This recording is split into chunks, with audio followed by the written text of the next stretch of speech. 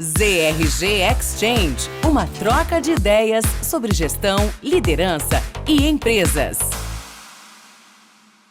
Olá, pessoal. Estamos aqui para mais um ZRG Exchange e hoje com uma convidada super especial, minha amiga de muitos anos, Adriana Castro, Head da Ben & Jerry no Brasil. E hoje a gente tem um tema muito interessante que sempre a gente conversa sobre ele e muita gente tem curiosidade, que é um período sabático. Para quem não conhece, a Adriana tem mais de 20 anos de história na Unilever, né? E em 2018 tomou a decisão de fazer um sabático com a família. E ela e Luciano, o marido, resolveram fazer esse plano de vida com os filhos, Manu na época com 13, Lucas com 11. Então, estamos aqui para saber de você, Adri, como é que foi essa decisão, o que levou vocês a pensar nisso e como é que foi essa experiência desse ano fora? Bom, primeiro, olá a todos e Denis, um prazer sempre a gente conversar, né? Acho que nossos papos, eles transcendem, né? Essa é uma relação de amizade aí de muito tempo. E então, primeiro, super obrigada pelo convite, né? Por estar aqui compartilhando essa história que eu te diria que, né, que foi um dos momentos mais marcantes das nossas vidas, né? Como família. E acho que a principal provocação dessa, né, de fazer o sabático, primeiro era um plano antigo, né? Acho que com o Luciano, meu marido, ao longo do nosso relacionamento, até mesmo antes dos filhos, a gente falava, em algum momento lá na frente, a gente vai fazer uma pausa, né, pausar essa nossa vida corporativa, porque ambos, né, trabalhando ao longo de toda a nossa vida nesse mundo corporativo, e a ideia era, vamos fazer uma pausa e conectar com as coisas que realmente a gente tenha paixão, tenha né, um momento para refresh e se conectar com outras referências. E a gente falava isso naquela época, né, nos nossos 20 anos, né? Lá, quando a gente chegar perto dos 40, a gente pensa nisso. E o tempo foi passando, aí de repente esses 40 chegam, né? E você fala, e aí? A gente vai botar isso em prática ou vamos, né, continuar, né? Ou seja, tendo isso simplesmente como um sonho. E eu acho que teve, naturalmente, também um contexto, né? Acho que um contexto do nosso país, né? Naquele cenário naquela época, meio pré-eleições, já vários anos, né? Num contexto de crise, contexto econômico e de um ambiente de negócios também, né? Super desafiador. Acho que a conjuntura, sabe? Quando você dá uma olhada e vê que os elementos começam a fazer sentido de que era aquele momento. E como você mesmo disse, né, a Manu com 13, o Lucas com 11, a gente pensava muito também nesse timing certo, quando os dois já realizariam isso para a vida deles e ao mesmo tempo ainda teriam, né, aquela vontade de nos acompanhar e não querer fazer isso sozinhos, né, porque já ir batendo ali nas portas da pré-adolescência e o timing foi absolutamente perfeito. Agora tem que ter coragem para fazer, né, Adri? Porque assim, não é à toa, né? Assim, não é trivial você largar ou pelo menos dar um stop numa carreira tão bem sucedida quanto a tua e o Luciano naquele momento para fazer isso. Deve ter tido um monte de gente com cara de, né, de interrogação olhando para vocês, né? Teve, eu vou até te contar como foi isso. Um dia eu acordei, né, me arrumei para ir para o trabalho como se fosse um dia absolutamente habitual. Aí eu olhei bem nos olhos do Lu e falei assim, eu vou falar hoje. Fechei a porta, não deixei nem ele continuar a frase. Do caminho, escrevi uma mensagem, né, na época, para o meu gestor e falei, eu preciso falar com você hoje, para também não me dar a chance de desistir. E tudo aconteceu muito rápido, assim, acho que durante muito tempo esse planejamento, mas como você usou a palavra certa, precisa de coragem. Precisa daquele, acho que aquele momento de rebeldia, sabe? Aquele momento de desprendimento que você fala, eu vou colocar isso em prática, eu não vou continuar pensando nas razões do porquê não, e vou pensar em todas as razões do porquê sim. E eu lembro sempre desse dia, porque foi um dia que realmente eu disse, eu não vou mais racionalizar, eu vou fazer o que o meu coração tá pedindo. E eu lembro desse papo na época com o Enzo, que era o meu líder nesse momento na Unilever, E quando eu contei para ele, ele começou a chorar, literalmente, assim, a chorar e falar: você tem que fazer. E a gente vai estar aqui para te apoiar. E eu falava: olha, eu vou sair de qualquer jeito, eu quero fazer isso de qualquer jeito, seja ficando na Unilever ou não. E ele falou: tá tudo certo, você vai fazer, e a gente vai dar um jeito para que isso também se acomode. Você, se quiser voltar, você tem essa possibilidade da volta. Então foi muito legal, porque acho que no final do dia, quando você conta, né, e tira nessa a vontade e torna isso algo real, a partir daquele momento, quando eu comecei a contar para as pessoas que isso de fato iria acontecer, e o Luciano a mesma coisa, acho que passa a ser o sonho de muita gente, né? Você vê assim nos olhos de todos, dizendo: uau, nossa, que incrível, que coragem, que vontade. São vocês realizando o desejo de vários que não conseguiram, né? Agora, conta assim, long story short, quantos países, quanto foi esse período, só para a gente dar uma clareada para todo mundo e deixar todo mundo com água na boca também. Legal, então foram 362 dias viajando, então praticamente um ano. A gente fez 1,4 vezes a volta ao mundo. Começamos, né, por Austrália e Nova Zelândia, depois a gente fez toda a Ásia. Aí da Ásia a gente passou, né, pelo Havaí, depois fez Estados Unidos, Canadá, México, aí fez Europa inteira, depois foi para a África e voltou para a América Central. E foi uma combinação, porque foi uma combinação de, né, viagens mais rápidas, mas tiveram 3 lugares que a gente de fato permaneceu mais tempo. Então, para ter aquele híbrido, né, aquela mistura de viver e ter aquela sensação de que você de fato viveu em alguns lugares, e em outros, realmente explorar o mundo.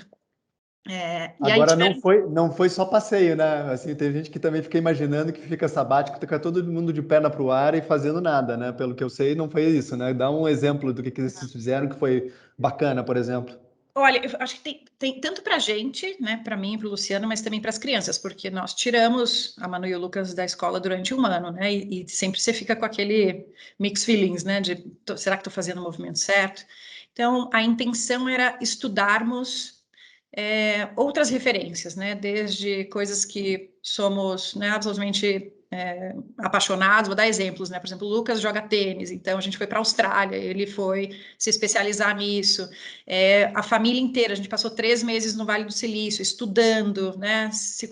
Nos conectando mesmo com todas as novas referências de tecnologia, inovação, nova economia, as crianças fazendo curso de coding. Então, foi um misto entre estudar, buscar, né, ou seja, essas grandes referências no mundo. A gente passou um tempo na Costa Basca, né, porque o Lucas assim, ele é super sensorial, adora cozinhar, então também foi uma experiência muito legal. E o tempo no Vale do Silício foi transformador, né? A gente viveu 3 meses em Palo Alto, ali realmente no centro de tudo. E você realmente percebe, né, toda a transformação que já aconteceu, né? Você realiza o quanto, de fato, tudo isso né, que a gente fala de inovação, de disrupção, é uma realidade. O tempo que a gente passou na Ásia também, a gente fez questão de explorar muito e viver um tempo na China, né, acho que só indo até lá para sentir né, o que tem acontecido nesse lado do mundo. E eu falo até, Denis, para você, assim, para as crianças, né? A gente deixou a Manu e o Lucas um ano fora da escola, mas eles ganharam possivelmente 10 anos de vida, né? E de aprendizados que hoje, outro dia batendo papo com a Manu, e agora ela, né, já no ensino médio, começando a explorar né, o que ela quer estudar. E a maior referência para ela não é o que ela quer fazer, mas onde ela quer viver, né? Em que país ela quer estudar. E ela hoje, né, com uma menina de seus 16 anos agora, já tendo referências basicamente do mundo inteiro para conseguir fazer essas escolhas, né? E se a gente não tivesse ter tido a coragem de fazer essa mudança, criar essa pausa, esse break, isso não teria, né, acontecido. Então, foi uma. E também, né, não contei ainda, mas tem toda essa viagem, tem um lado de diversão também, tem uma paixão que nos une, nós somos uma família de surfistas, Então, a gente rodou o mundo atrás das ondas perfeitas. Então, além das malas, né, as pranchas nos acompanharam. Então, todo o roteiro também, né, como eu contei aqui, passou por muitas ondas aí por esse mundão. Sim, se não tivesse diversão, também não era um sabático, né, decente, né? Não, não é, Agora eu não queria dá. falar contigo, né, antes da gente encerrar, assim, o que que foram, quando voltou, né, o que que foram os learnings disso para o retorno para a Unilever, né, e o que que foi, né, que você acha assim, puxa, valeu a pena até para voltar, ou não, assim, você acha que do ponto de vista de carreira né, de construção do teu, né, do teu perfil de executiva, né, como nesses anos todos, valeu a pena nesse sentido?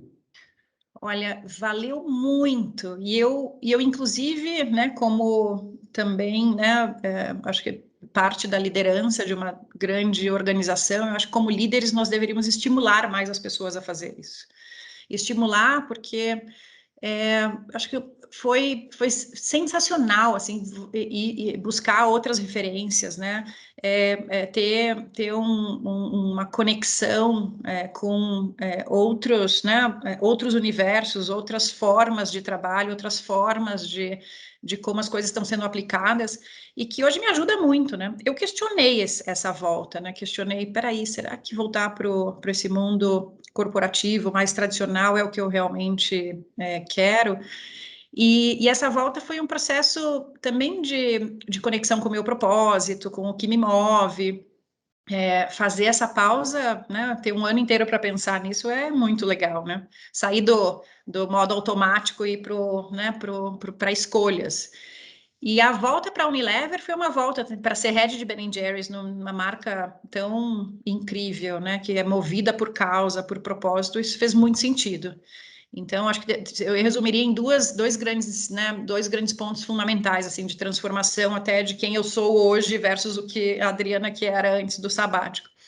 Esse olhar para a disrupção e entender que, né, as grandes corporações precisam mover numa velocidade muito maior e ter esse olhar para fora e esse senso de colaboração muito maior. E do outro lado, a gente se conectar cada vez mais com o que nos move, né? E o papel das grandes corporações também, né? O meu papel aí trabalhando numa grande corporação, como o que a Unilever pode devolver para a sociedade. E isso se tornou muito mais vivo, né? Depois de toda essa experiência. Então, valeu e valeu muito. Eu recomendo e olha, claro que exige um planejamento financeiro, existe um planejamento do seu momento ideal de vida, né? Na nossa vida, tanto a coordenação com a idade das crianças, o momento nosso de carreira. Mas acho que a grande conclusão é que não vai existir o momento perfeito. Tem uma parte disso que você vai ter que né, se jogar e tomar, né, essas rédeas da vida e mergulhar de cabeça. E hoje eu olho para trás e te diria, faria tudo de novo, tudo de novo. Eu ia te perguntar se faria de novo e você já respondeu, então, Eu já estou pronta para outro, então muito já. bacana. Mas que bom, gente. Espero que tenham gostado do nosso bate-papo aqui, meu e Adriana. Prazer ouvir essa história. Ficaria aqui mais um bom tempo, mas por respeito aqui ao nosso, né, os nossos ouvintes, que a gente prometeu que ia fazer sempre uma coisa por volta de 10 minutos, a gente vai ter que encerrar por aqui. Adri, super obrigado pelo bate-papo e aprendizado. Sempre aprendo contigo. Super bom, muito obrigada. E quem quiser conectar, alguém que se inspirar em querer fazer algo parecido, estou aqui super disponível para trocar ideia, porque acho que a gente também fez isso, a gente conversou muito com outras pessoas que já tinham ido, e isso nos estimulou demais. Então, fica aqui também o contato, se alguém quiser bater um papo, estou super disponível. Um beijo para todos. Obrigado, Adri. Beijo.